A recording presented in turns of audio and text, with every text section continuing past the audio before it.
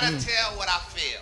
I gotta talk about my life as I see it. About 8 years ago, Republicans went into a huge pod, if you will, to figure out how to attract more Latino and Black voters. I don't know if you guys remember this. It was a big deal because they said, oh my God, what can we do in order to attract more Latino and Black voters? It has been their mission.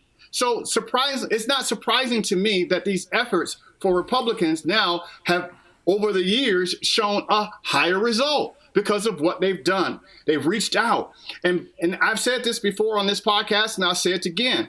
Most Americans, whether they like it or not, when they go into the poll, whether they're secretly doing it or whether they're doing it on purpose, they vote their pockets.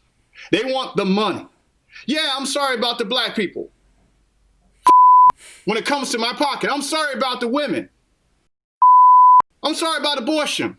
But my pocket, I need my money because, again, we live in a capitalist society. And we know if you got dough, we know if you got capital, you can get more done, not only for yourself, but for your family and then your community. So it's not surprising that Black people now are seeing that the Democrats have been pandering to them all these years, false solutions, no actual laws to help them over the years.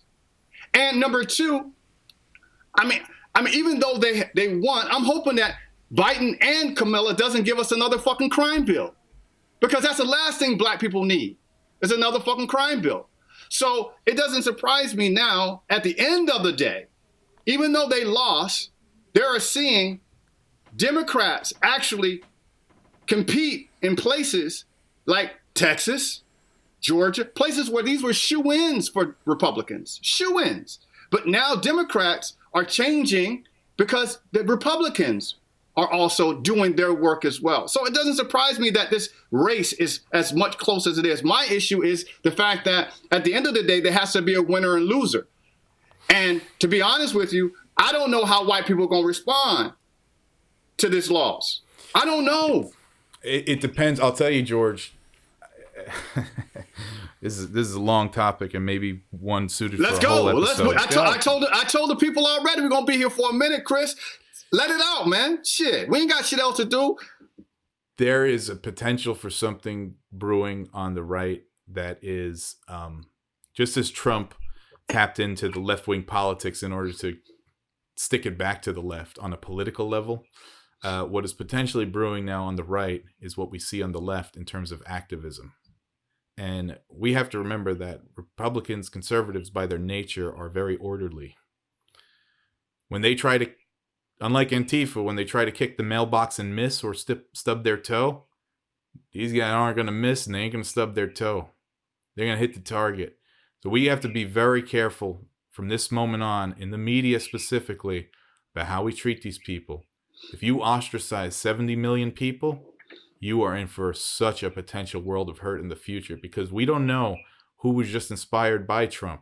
We don't know what college kid is on a college campus and feels oppressed that they cannot speak their point of view because they're the only Republican on their campus, or they think they are, because of the censorship and the repression that is happening here.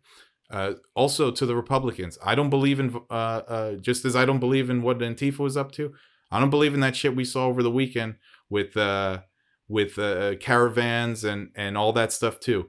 You know what I'm talking about, where they were, absolutely blocking up roads and they were bumping cars. And the reason is this: anything the Antifa does, we know is going to get suppressed because the media, in some ways, agrees with them. I'm with the conservatives on this one. However, anything you do is going to be amplified. You're going to have to start acting like a black man driving through a white neighborhood on some of this stuff, or go balls out like they do in Europe. And then you just have people on roving gangs of activists on both sides. And I don't know if that's good either. So with that being said, I think a lot of this is going to come down to the way that the people are treated. And I think a lot of it is a class issue. And we could go more into the celebrations, what we saw on the street yesterday, and how we feel about that, or what that looked like.